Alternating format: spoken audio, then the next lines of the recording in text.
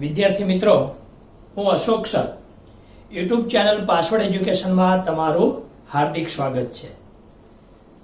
આગળના વિડીયોમાં આપણે પ્રકરણ નંબર 1 હિસાબી પદ્ધતિ અને તેના પારિભાષિક શબ્દોની સમજૂતી મેળવી.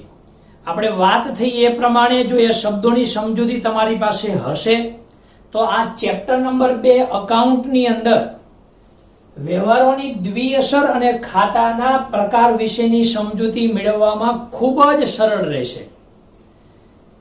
જો આગળના શબ્દો તમે સમજેલા હશો તો આપણને આ ચેપ્ટરની અંદર વધુ સરળ લાગશે. તો કદાચ તમારે ચેપ્ટર નંબર 1 હિસાબી પદ્ધતિ અને પારિભાષિક શબ્દોની સમજૂતી મેળવવાની બાકી હોય તો ખાસ તમને નમ્ર વિનંતી કે એ ચેપ્ટર આપણી ચેનલ પાસવર્ડ એજ્યુકેશન સર્ચ કરશો તો તેમાં પણ મળી રહેશે, અથવા તો આ નંબર ઉપર મને વોટ્સએપ કરશો તો પણ હું તમને તેની લિંક મોકલી આપીશ, અકાઉન્ટ યા તો સ્ટેટિસ્ટિક. હવે મિત્રો, આ ચેપ્ટર આપણા માટે ખૂબ જ અગત્યનું છે. ધોરણ 11 અકાઉન્ટની અંદર ઘણા બધા વિદ્યાર્થીઓને મુશ્કેલી પડતી હોય છે, પરંતુ ચેપ્ટર નંબર 1 એના શબ્દોની સમજૂતી, ચેપ્ટર નંબર 2 વ્યવહારોની દ્વિઅસર અને ખાતાના પ્રકાર, આટલી વસ્તુ એટલે કે ચેપ્ટર નંબર 1 અને 2 જો તમને આટલું સમજાઈ જાય તો આગળના ચેપ્ટરોમાં ખૂબ જ સરળતા રહે છે. અરે ખાલી 11માં પૂરતી વાત નથી, તમે ધોરણ 12 કરો, કોલેજ, સીએ, કોઈ પણ તમે અકાઉન્ટ ભણશો તો એનો બેઝ પાયો કહી શકાય. એ પાયાની અંદર ચેપ્ટર નંબર 1 અને 2 એ મુખ્ય રહેશે. જો તમારે ઇંગ્લિશ શીખવું હોય તો પહેલા સ્પેલિંગ એટલે કે એબીસીડી અને એબીસીડી ની સાથે એના સ્પેલિંગો બધા તૈયાર કરવા પડશે.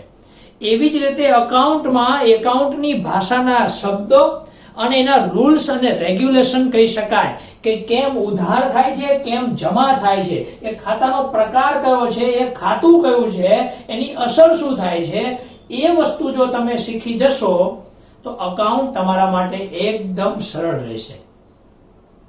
તો તમારે પહેલા તો સૌપ્રથમ પહેલું ચેપ્ટર અને આ બીજું ચેપ્ટર બંનેનો પાયો, બંને ચેપ્ટર તમારે મજબૂત રીતે બનાવવા પડશે. એટલે મિત્રો તૈયાર થઈ જાઓ મનથી મક્કમ અને પાવરફુલ રીતે ભણવા માટે કે આ જે પણ આજે હું વાત કરવાનો છું એની વિસ્તૃત રીતે ચર્ચા કરવાનો છું. અને તમારે કમ્પલસરી અકાઉન્ટના પાયા માટે, તમે પછી સીએ કરો ત્યાં સુધીના પાયા માટે આ ચેપ્ટર ખૂબ જ ઉપયોગી છે. એટલે જે પણ કંઈ સમજાવવું એ તમારે ધ્યાનથી સમજવાનું, સમજ્યા પછી એની પ્રેક્ટિસ કરવાની, શક્ય હોય તો લખી અને બીજા પણ એવા વ્યવહારો બનાવવાના. તો ચલો મિત્રો શરૂઆત કરીએ. આ ચેપ્ટર આપણને પરીક્ષાની અંદર તો ઉપયોગી છે જ, એની સાથે બીજા ચેપ્ટરો માટે પણ ઉપયોગી છે. તો શરૂઆત કરીએ ચેપ્ટર નંબર 2 વ્યવહારોની દ્વિઅસર અને ખાતાના પ્રકાર. આ કેટલા માર્ક્સનું ચેપ્ટર પૂછાય એવું કહી ન શકાય, કારણ કે દરેક સ્કૂલની અંદર પોતપોતાની રીતે પેપર સ્ટાઇલ મુજબ બ્લુપ્રિન્ટ પ્રમાણે પેપર કાઢતા હોય છે. એની પણ આપણે એવું લાગશે તો સમજૂતી આપીશું. તો મિત્રો, દ્વિઅસર અને ખાતાના પ્રકાર. દ્વિઅસર એટલે કે બે અસર અને ખાતાના પ્રકાર એ સમજતા પહેલા વ્યવહારોની સમજૂતી મેળવવી જોઈએ. એ વ્યવહાર એટલે કે આર્થિક વ્યવહાર, બિન આર્થિક વ્યવહાર, એ વ્યવહાર રોકડ વ્યવહાર, ઉધાર વ્યવહાર, એ વ્યવહાર આંતરિક વ્યવહાર, બાહ્ય વ્યવહાર. એ વ્યવહાર યાદ કરો, શરૂઆતની અંદર પણ આપણે ભણી ગયા હતા કે એ ધંધાકીય વ્યવહાર છે કે ધંધાકીય વ્યવહાર નથી, એ આર્થિક વ્યવહાર છે કે બિન આર્થિક વ્યવહાર છે. એવી દરેક પ્રકારની સમજૂતી આપણે આજના લેક્ચરમાં ટોટલી તમે જોશો તો બધું જ આપણે વ્યવહાર બાબતોનો અભ્યાસ કરવાના છીએ. તો આજના લેક્ચરમાં દ્વિઅસર અને ખાતાના પ્રકાર સમજતા પહેલાની પૂર્વ ભૂમિકા વ્યવહારોની સમજૂતી આપણે મેળવવાના છીએ. જો તમને એ સમજાઈ જાય તો આમાં ઘણી બધી સરળતા રહેશે. તો ચલો શરૂઆત કરીએ. વ્યવહાર. તો વ્યવહારની અંદર ધંધાકીય વ્યવહાર એટલે શું એ તો આપણે શીખી ગયા પહેલા ચેપ્ટરની અંદર. તો શરૂઆત કરીએ ડાયરેક્ટ ધંધાકીય વ્યવહાર. તો ધંધાકીય વ્યવહાર એટલે શું? તો મિત્રો જુઓ, ધંધાકીય વ્યવહાર એટલે બે કે વધુ વ્યક્તિઓ વચ્ચે ધંધા માટેની વસ્તુઓ કે સેવાની રોકડમાં અથવા તો ઉધાર ફેરબદલી. વ્યાખ્યા આપણે સમજી ગયા છે, આ પણ આપણે આગળ ભણી ગયા છે.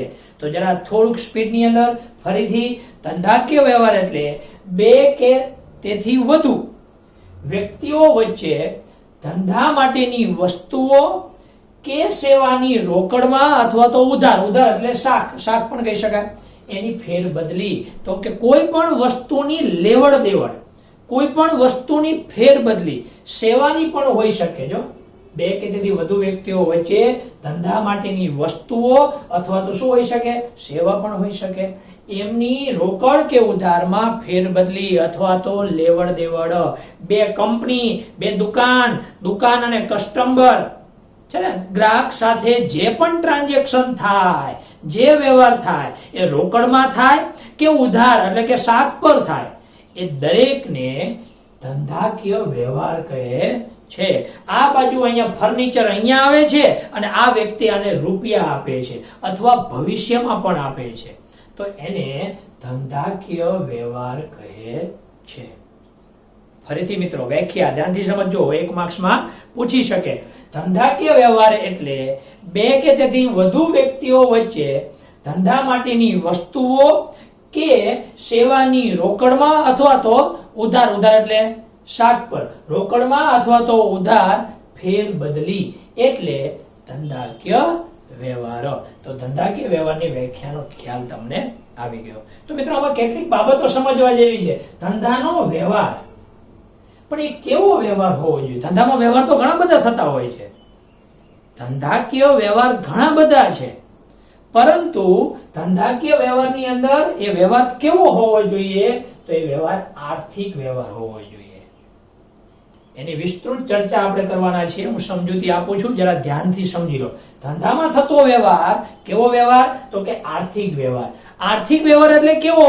તો કે જેનું મૂલ્ય નાણાંમાં આંકી શકાય તેવું હોવું જોઈએ, એટલે એને આર્થિક વ્યવહાર કહેવાય. ધંધામાં વ્યવહાર તો ઘણા બધા થાય છે, તો એ ધંધાકીય વ્યવહારની, ધંધાના વ્યવહારની અંદર આર્થિક વ્યવહાર, અને આર્થિક વ્યવહારની અંદર કેવો? તો કે જેનું નાણાંમાં મૂલ્ય આંકી શકાય તેવો. તો નાણાંના મૂલ્યમાં આંકી શકાય એવાના બે પાર્ટ પડી શકાય, એક રોકડ અને બીજું ઉધાર. બે પ્રકારના મૂલ્ય આંકી શકાતા હોય. રોકડ એટલે કે તેની તરત જ ચૂકવણી થાય, રોકડ એટલે તરત જ રોકડની ચૂકવણી કરવી દેવી, અને ઉધાર એટલે નાણાંમાં મૂલ્ય આંકી શકાય છે પરંતુ એ તરત જ ચૂકવણી થતી નથી અને ભવિષ્યમાં ચૂકવણી માટે નક્કી કરવામાં આવે છે. એના લીધે દેવાદાર લેણદારનો સંબંધ ઉભો થાય છે, જે આપણે આગળ પણ ભણી ગયા છીએ. ધંધાકીય વ્યવહાર, એમાં કેવો વ્યવહાર? આર્થિક વ્યવહાર.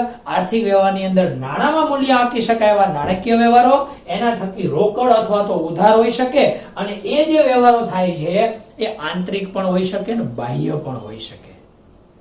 તો આટલી બાબતોનો ધ્યાન રાખીશું આપણે, અને આના ઉપરથી આપણે વ્યવહાર, એમાં ધંધાકીય વ્યવહારની વ્યાખ્યાની સમજૂતી આપણે મેળવી લીધી.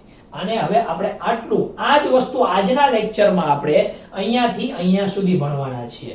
એમાં ધંધાકીય વ્યવહાર સમજૂતી મેળવી લીધી.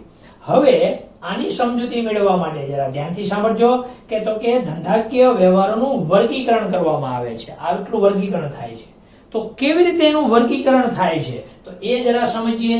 ધંધાકીય વ્યવહાર એનું વર્ગીકરણ, તો એના બે પાર્ટ પડે, આર્થિક વ્યવહાર, બિન આર્થિક વ્યવહાર. ખ્યાલ છે તમને? બીએ ની અંદર પણ ભણી ગયા છીએ આરયુઈ. વ્યવહારની અંદર આર્થિક વ્યવહાર અને બીજું બિન આર્થિક વ્યવહાર. આર્થિક વ્યવહારમાં બે પાર્ટ પાડી શકાય કે રોકડ અને ઉધાર હોય એવા વ્યવહાર, અને આંતરિક અને બાહ્ય હોય તેવા વ્યવહાર. રોકડ ઉધારની અંદર 3 પાર્ટ પડે, જેમાં રોકડ વ્યવહાર, અમુક ઉધાર વ્યવહાર, રોકડ ને ઉધાર ન હોય એવા અન્ય વિશિષ્ટ વ્યવહાર પણ હોઈ શકે, અને આંતરિક બાહ્યમાં આંતરિક વ્યવહારો અને બાહ્ય વ્યવહારો. તો આની સમજૂતી આપણે બધાની સમજૂતી મેળવવાના છીએ. જો તમે આટલું સમજી ગયા તો તમને આગળ સમજવામાં ખૂબ જ સરળતા રહેશે. ખ્યાલ આવી ગયો મિત્રો આનો? ધંધાકીય વ્યવહાર, એમાં કેવો વ્યવહાર? આર્થિક વ્યવહાર. આર્થિક વ્યવહાર એટલે કેવું? જેનું નાણાંમાં મૂલ્ય આંકી શકાય તેવા. તો નાણાંમાં મૂલ્ય આંકી શકાય એવા રોકડ અને ઉધાર, બંનેમાં રોકડ સમાયેલી છે, ઉધારમાં પણ છે પણ ભવિષ્યમાં. અને એમાં પણ બીજા પાર્ટ પાડી શકાય, આંતરિક અને બાહ્ય. તો તો એનું વર્ગીકરણ થઈ ગયું. વર્ગીકરણ કરવા માટે ધ્યાનથી સાંભળજો મિત્રો. આર્થિક વ્યવહારોમાં નીચેની બાબતોનો સમાવેશ થાય છે. કેવી? તો કે ધંધામાં તેની જ નોંધ થાય છે. આર્થિક વ્યવહારની જ થાય છે, બિન આર્થિકની નોંધ થતી નથી.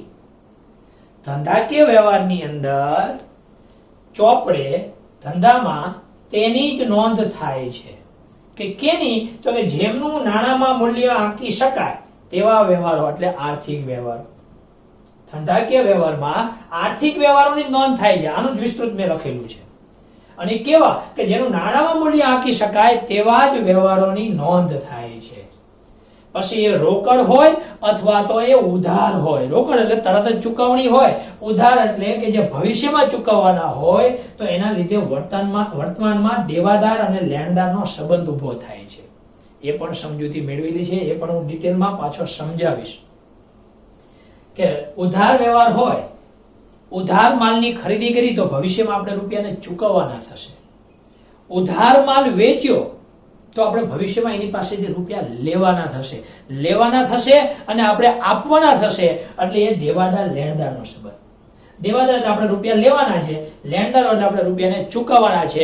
જે પ્રથમ ચેપ્ટરની આટલું હું કહું છું, કદાચ પહેલું પ્રકરણ પારિભાષિક શબ્દોની સમજૂતી ન મેળવેલી હોય તો વિસ્તૃત રીતે એ સમજૂતી મેળવશો તો એના પારિભાષિક શબ્દોનો ખ્યાલ આવશે, નહીતર સમજાશે નહીં. તો વારંવાર હું રિપીટ કરું છું, બીજું ચેપ્ટર અને પ્રથમ ચેપ્ટર તમારા માટે ખૂબ જ અગત્યનું છે, જે એકાઉન્ટનો પાયો છે. ઘણા બધા વિદ્યાર્થીઓ પહેલું બીજું ચેપ્ટર જ કાઢી નાખતા હોય છે, પાછળના બધા જ ચેપ્ટરોમાં પછી ગોખતા હોય છે. ગોખેલું કોઈ કામ લાગશે નહીં. તો મિત્રો અહીંયા આર્થિક વ્યવહારની અંદર કે તેની જ ચોપડે નોંધ થાય છે, જેમાં નાણાંમાં મૂલ્ય આંકી શકાય તેવા વ્યવહારો થતા હોય છે. રોકડ હોય કે ઉધાર પણ હોય, ઉધારના લીધે દેવાદાર લેણદારનો સંબંધ ઉભો થતો હોય છે. તો મિત્રો આર્થિક વ્યવહારની અંદર એમાં બે બાબતો અગત્યની છે. આર્થિક વ્યવહારમાં બે બાબતો અગત્યની છે. પહેલી બાબત ધ્યાનથી સાંભળજો. આર્થિક વ્યવહારની વાત કરીએ છીએ. મિલકત, માલ કે સેવા.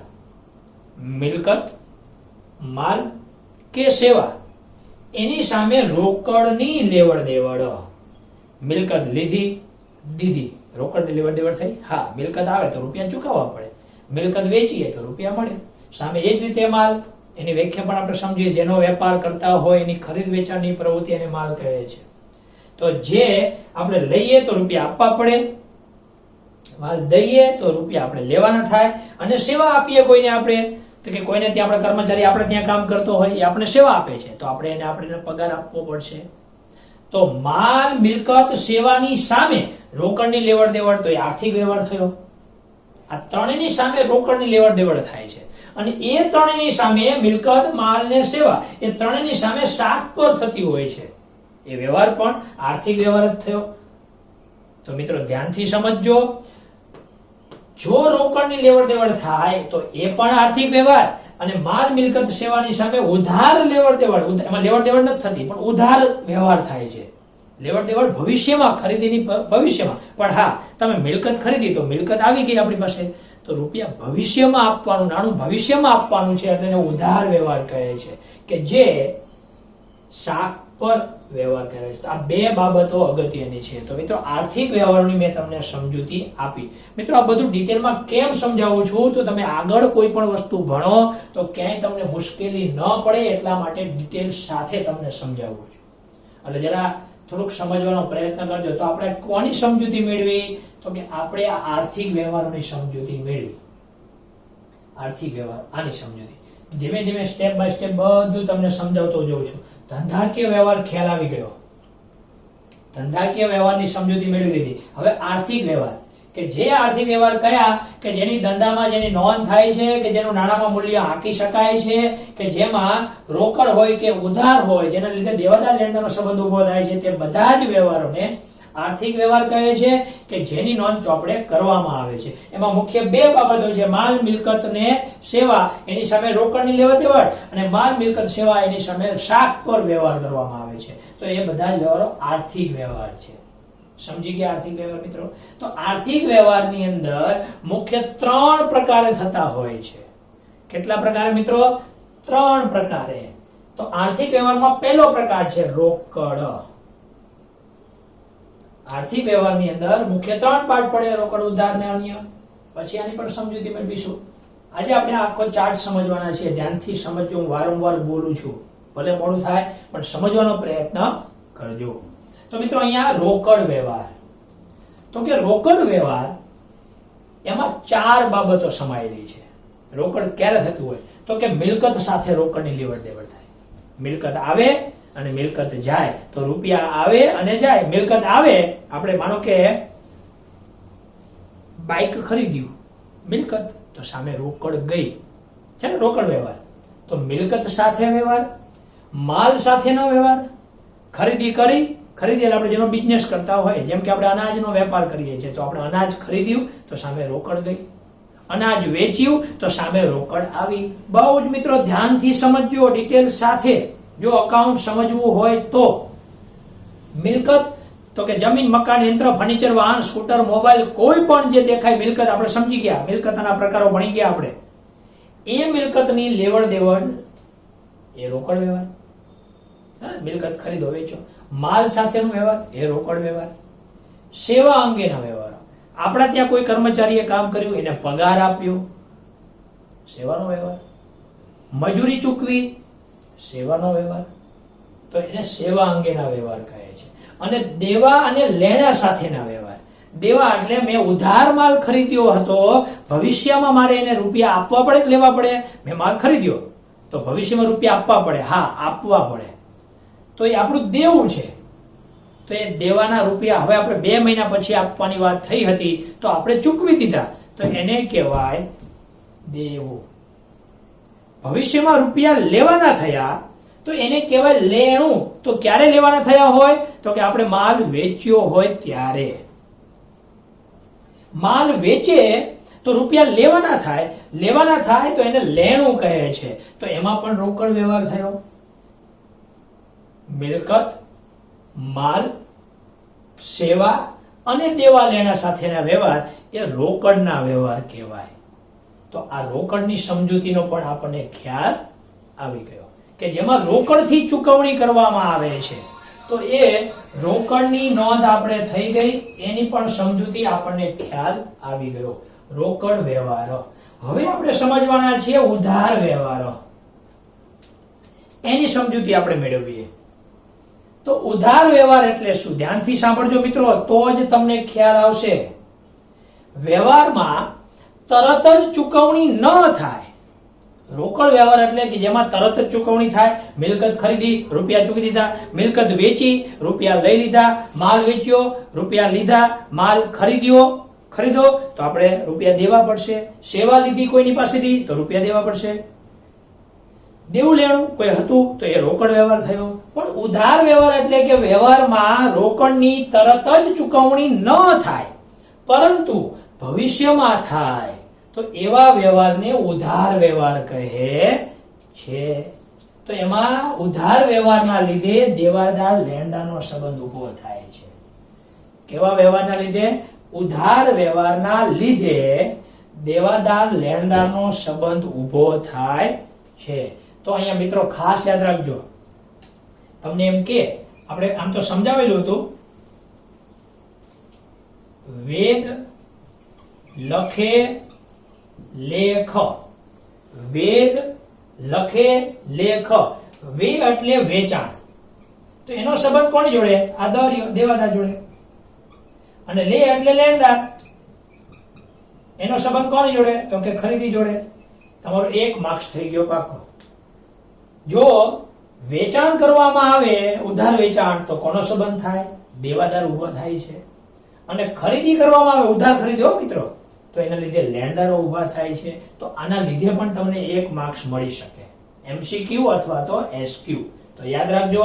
તો તમને આનો પણ ખ્યાલ આવી ગયો મિત્રો. રોકડ વ્યવહાર કે જેની તરત જ રોકડની ચૂકવણી કરવામાં આવે, અને તરત જ રોકડની ચૂકવણી કરવામાં ન આવે પરંતુ ભવિષ્યમાં ચૂકવણી કરવામાં આવે, તેના લીધે એ ઉધાર વ્યવહાર કહે. એને બીજા શબ્દોમાં શાખનો વ્યવહાર કહે છે, કે જેના લીધે દેવાદાર લેણદારનો સંબંધ ઉભો થાય છે. મિત્રો, હું એકને એક વસ્તુ વારંવાર રિપીટ કરું છું. કેમ? તો કે તમારા મગજમાં એ બેસી જાય અને તમને વારંવાર બોલવાથી એનો વારંવાર ઉપયોગ મગજની અંદર થશે, વારંવાર રિપીટ થશે, તો તરત જ તમને યાદ આવશે. તો આ બીજો પ્રશ્ન આપણો ઉધાર વ્યવહારનો પૂરો થયો. હવે આવે અન્ય વ્યવહાર. અન્ય વ્યવહાર એટલે શું? તો કે જે વ્યવહારો રોકડ નથી અને જે વ્યવહાર ઉધાર નથી તેવા વ્યવહારોને અન્ય વ્યવહારો કહે છે. એટલે કે એને વિશિષ્ટ વ્યવહારો કહે છે. કેવા વ્યવહારો કહે છે? વિશિષ્ટ વ્યવહારો કહે છે. કે જે ઉધાર પણ નથી અને રોકડ પણ નથી. તમને થશે એવું તે વળી કેવું? રોકડ વ્યવહાર એટલે શું? ઉધાર વ્યવહાર એટલે શું? અન્ય વ્યવહાર? ધ્યાનથી સમજો, હું ત્રણેયના એક્ઝામ્પલ આપીશ હમણાં. તમે સમજેલા હશો તો ત્રણેયનો મતલબ ખ્યાલ આવી જશે. તો કે અન્ય વ્યવહાર, તો કે માલ ચોરાઈ જવો. ક્યાં આપણે ખરીદ વેચાણ કર્યું છે? ક્યાં ઉધાર વ્યવહાર છે? ભવિષ્યમાં રૂપિયા ચોર પાસે, ચોર માલ ચોરી ગયા કોઈ ચોર, બરાબર, તો ચોર પાસેથી રૂપિયા લેવાના ભવિષ્યમાં? ના, એ નથી રોકડ કે નથી ઉધાર, એ વિશિષ્ટ વ્યવહાર છે. એટલે કે અન્ય વ્યવહાર છે. માલ દાનમાં આપવો, કોઈ વસ્તુ આપણે ધંધામાંથી માલ દાન આપવો, તો એ પણ વિશિષ્ટ વ્યવહાર. જાહેરાતમાં માલ આપવો, જાહેરાત કરવા માટે આપવો હોય તો એ મફત આપ્યો હોય માલ, તો આપણું નુકસાન ખર્ચ છે, તો એ પણ આપણો અન્ય વ્યવહાર છે. આપણી મિલકતને નુકસાન થવું, 50,000 ની મિલકત હતી, હવે મિલકતની કિંમત 25,000 થઈ ગઈ, તો 25,000 કિંમત ગઈ આપણી, તો એ રોકડ નથી, ઉધાર નથી, એ અન્ય વ્યવહાર છે. તો મિત્રો તમને અન્ય વ્યવહારની પણ માહિતી મળી ગઈ. ચલો ત્રણેયનું એક એક એક્ઝામ્પલ લઈએ. રોકડ વ્યવહાર કોને કહેવાય? માનો કે રૂપિયા 50,000 ની જમીન રોકડેથી ખરીદી. નાનકડો ટુકડો હતો કે જે આપણા બિઝનેસની બાજુમાં જ હતી, નાની એવી જમીન હતી કે જે રસ્તો ત્યાંથી બનેવો હતો, અને 50,000 રૂપિયા આપીને આપણે જમીન ખરીદી લીધી. તો રોકડા આપ્યા તો રોકડ વ્યવહાર થયો, જો મિલકત સાથેનો વ્યવહાર થયો. રૂપિયા 10,000 નો માલ વેચ્યો, માલ વેચે તો રૂપિયા મળે, માલ સાથેનો વ્યવહાર થયો. આપણા ડ્રાઈવરને ધંધામાં જે વાહન ચલાવતો હતો એને 5,000 રૂપિયા પગાર આપ્યો, સેવા લીધી એને કામ કરવાની, તો એ રોકડ વ્યવહાર થયો. ગયા વર્ષનો જે માલ આપણે ખરીદ્યો હતો એને 5,000 રૂપિયા આપવાના બાકી હતા, એ રમેશભાઈને આપ્યા, તો એ દેવા લેણાનો સાથેનો વ્યવહાર થયો, રોકડ વ્યવહાર થયો. સમજાય છે મિત્રો? હવે ઉધાર વ્યવહાર, કે શ્રીજી પાસેથી 10,000 નો માલ ખરીદ્યો, 2 મહિના પછી રૂપિયા આપવાની શરતે શ્રીજી પાસેથી ખરીદ્યો, એમાં કોઈ રોકડનો ઉલ્લેખ નથી, એટલે એ ઉધાર વ્યવહાર કહેવાય એને. તો એ ઉધાર વ્યવહાર થયો. કેમ? તો કે ભવિષ્યમાં રોકડની લેવડ દેવડ થશે. અને શબ્દોનો મતલબ સમજો તો તમને ખ્યાલ આવશે. ધંધામાં 2,000 નો માલ ચોરાઈ ગયો, 2,000 નો માલ પલળી ગયો, તો એ થયા અન્ય વ્યવહારો, વિશિષ્ટ વ્યવહારો થયા. તો આની પણ સમજૂતી આપણે હજુ ડિટેલ સાથે મેળવવાના છીએ, બરાબર? ચલો એનાથી આગળ વધીએ. આ ત્રણનો મતલબ ખ્યાલ આવી ગયો. હવે સમજીએ આંતરિક વ્યવહાર અને બાહ્ય વ્યવહાર. આંતરિક કોને કહેવાય અને બાહ્ય કોને કહેવાય? તો આપણે યાદ કરો, પહેલા ચેપ્ટરની અંદર ભણી ગયા આંતરિક જવાબદારી અને બાહ્ય જવાબદારી. તો આંતરિક જવાબદારી એ પણ તમને ખ્યાલ છે. બાહ્ય જવાબદારી, આંતરિક એટલે આપણે માલિક સાથે થયેલા ટ્રાન્ઝેક્શન આપણે સમજ્યા હતા. એમાં અહીંયા આંતરિક વ્યવહારો એટલે શું? તો કે આંતરિક વ્યવહાર એ વ્યવહારો ધંધામાં જ થતા હોય છે, એમાં કોઈ બીજા અન્ય પક્ષકારની જરૂર હોતી, કોઈ બીજા સાથે નહીં, ધંધાની અંદર જ. તો તમને થશે ધંધાની અંદર વ્યવહાર કેવા? તો કે દાખલા તરીકે ઘસારો, મિલકત છે એની કિંમત ડાઉન થઈ, ઘસારો. કુદરતી રીતે કોઈ નુકસાન થયું છે, શોર્ટ સર્કિટના લીધે કોઈ નુકસાન થયું, કોઈ પણ પ્રકારનું ધંધાની અંદર નુકસાન થયું, કોઈ બીજા કોઈ ટ્રાન્ઝેક્શન અન્ય પક્ષકાર સાથે નહીં, ધંધાની અંદર, જેને બિન રોકડ વ્યવહારો કહે છે. જો રોકડ ક્યાંય ચૂકવવાની થતી નથી, રોકડ આવતી પણ નથી, ભવિષ્યમાં મળવાની પણ નથી, ભવિષ્યમાં ચૂકવવાની પણ નથી, એ ધંધાનું નુકસાન છે, કે જેને આંતરિક વ્યવહાર કહે છે, જે ધંધાની અંદર જ, એટલે નામ આપ્યું આંતરિક, એટલે અંદર થતા વ્યવહારો. અને હવે બાહ્ય વ્યવહાર, કે જેમાં ધંધાની અંદર નહીં, અન્ય પક્ષકારની જરૂર પડે, કોઈ બીજી કોઈ વ્યક્તિની જરૂર પડે, તો જો અન્ય પક્ષકારો જોડે થતા વ્યવહારો એ બાહ્ય વ્યવહારો છે. દાખલા તરીકે માલનું વેચાણ, ધંધામાં ના, એ બહારની કોઈ વ્યક્તિને માલનું વેચાણ કર્યું, બહારની વ્યક્તિ પાસેથી માલ ખરીદ્યો, તો એ બધા બાહ્ય વ્યવહાર છે. તો મજૂરીની ચૂકવણી કરવી, વ્યાજ, બેંકનું વ્યાજ મળે, આપવાનું થાય, બેંક સાથે થયેલા વ્યવહાર, વીમા પ્રીમિયમ, વીમો ભરે, તો આ બધું ચૂકવણી અને જે મળે છે એ બધું બાહ્ય વ્યવહાર છે. અને અંદરના વ્યવહાર, બંનેનો મતલબ તમને ખ્યાલ આવી ગયો, આંતરિક વ્યવહાર અને બાહ્ય વ્યવહાર. તો તો મિત્રો અહીંયા બધી જ વસ્તુ જુઓ, ધંધાકીય વ્યવહારની અંદર આર્થિક વ્યવહાર, આર્થિકમાં રોકડ, ઉધાર ને અન્ય, આંતરિક અને બાહ્ય, એમાં આંતરિક અને બાહ્ય. હવે પ્રશ્ન રહ્યો બિન આર્થિક વ્યવહાર. હવે તો તમને આર્થિક આવડતું હોય, economic transaction, non economic transaction. બિન આર્થિક એટલે કે જેમાં નાણાંનું મૂલ્ય સમાયેલું ન હોય. ધંધાકીય વ્યવહારો, જેમાં આર્થિક વ્યવહારો, જેમાં નાણાંનું મૂલ્ય હોય તેવા જ વ્યવહારોને આર્થિક વ્યવહાર કહે છે. પરંતુ નાણાંનું મૂલ્ય ન ધરાવતા હોય, એટલે કે બિન આર્થિક વ્યવહાર એટલે એવા વ્યવહારો જેમનું નાણાંમાં મૂલ્ય માપી શકાતું નથી. દાખલા તરીકે ઓર્ડર આપવો. મેં હેલિકોપ્ટર લેવા માટેનો ઓર્ડર આપ્યો. તમે તો ખુશ થઈ જશો, ઓહો સાહેબ હેલિકોપ્ટર, પણ મેં પ્લાસ્ટિકનું મગાવ્યું. ઓર્ડર આપ્યો, હજુ હેલિકોપ્ટર મેં ખરીદ્યું નથી, તો ઓર્ડર આપ્યો એમાં આર્થિક વ્યવહાર થઈ ગયો? ના, ઓર્ડર આપ્યો છે, હજુ મેં કોઈ ટ્રાન્ઝેક્શન, નાણાંનું મૂલ્ય કોઈ આમાં આપેલું નથી, ક્યાંય રૂપિયાની ચૂકવણી થઈ નથી, કે નથી કોઈ અમારી પાસે હેલિકોપ્ટર આવેલું. એ એક ઓર્ડર આપ્યો. ચલો આજે આપણી મીટિંગ છે, મીટિંગનું આયોજન કર્યું, એ થોડોક નાણાકીય વ્યવહાર થયો. બિન આર્થિક વ્યવહારો છે. ધંધાની અંદર કર્મચારીનું મૃત્યુ થવું, મજૂરોની હડતાલ થવી, એ બધા જ વ્યવહારો બિન આર્થિક વ્યવહાર છે. હું એમ કહું કે મેં 20,000 નો માલ ખરીદવાનું નક્કી કર્યું. ક્યાં ખરીદ્યો મેં? તો આ બધા બિન આર્થિક વ્યવહાર છે. સમજાય છે? બિન આર્થિક કે જેમાં કોઈ ટ્રાન્ઝેક્શન નથી, હજુ તો વિચાર કર્યો છે, બરાબર? તો એ બધા બિન આર્થિક વ્યવહાર છે. તો આની પણ તમને સમજૂતી. અહીંયા આપણે ધંધાકીય વ્યવહારોનું વર્ગીકરણ વિસ્તૃત રીતે ડિટેલ સાથે મેં તમને સમજાવ્યું. આ બધું જ તમે લખીને તૈયાર કરશો તો ચોક્કસ તમને આવનારા લેક્ચરમાં પણ દ્વિઅસર એવી બાબતોનો અભ્યાસ કરવાના. પરંતુ આવતા લેક્ચરમાં હજુ હું તમને આમનો પ્રેક્ટિકલ વ્યવહારો આપીશ કે કોને રોકડ વ્યવહાર કહેવાય, કોને ઉધાર વ્યવહાર કહેવાય, કોને અન્ય વ્યવહાર કહેવાય, કોને આર્થિક કહેવાય, કોને બિન આર્થિક કહેવાય. એ તમને ખ્યાલ હોવો જોઈએ. આ કદાચ નથી આવતું કે આંતરિક બાહ્ય વ્યવહારનો કે ઉલ્લેખ નથી, પરંતુ તમારા સમજ માટે હોવું જરૂરી છે. અમુક વ્યવહારમાંથી ત્રણમાંથી એક કોઈ ન હોય, આંતરિક વ્યવહાર હોય, કારણ કે ધંધાની અંદર થયેલો વ્યવહાર છે. તો મિત્રો એ અન્ય વિશિષ્ટ વ્યવહારમાં આવી જતું હોય છે આમ તો. એટલે જરા એને સમજવાનો પ્રયત્ન કરજો, ખાસ ધ્યાન રાખજો, શીખજો. હજુ આપણે આગળ સમજવાના છીએ કેવી બાબતો? તો કે પરીક્ષાની અંદર પૂછી શકે રોકડ વ્યવહાર અને ઉધાર વ્યવહારનો તફાવત સમજાવો. મિત્રો એ તમારા હોમવર્કમાં લખવાનું છે. રોકડ વ્યવહારમાં નાણાંની ચૂકવણી તરત જ થાય છે. ઉધાર વ્યવહારમાં નાણાંની ચૂકવણી તરત થતી નથી, ભવિષ્યમાં કરવામાં આવે છે.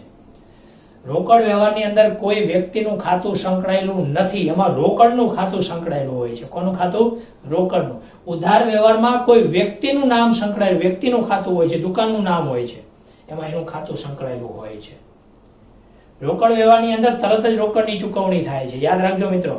તો આ બંનેનો તફાવત પણ બુકમાં કે ડાયજેસ્ટમાં તમને મળશે.